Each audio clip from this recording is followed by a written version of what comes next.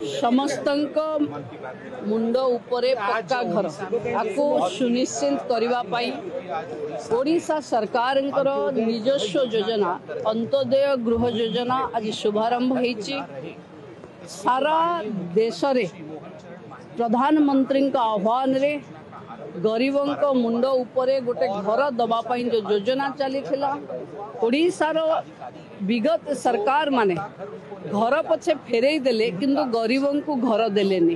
तेणु बीजेपी सरकार आसिला परे समस्तों पाखे घर दबापाई जो माने आजबेस्ट घरे अछंती, जो माने तंबू तले अछंती, जो माने चाଳ घरे अछंती समस्ते ए घर पाइबा पई योग्य हेबे।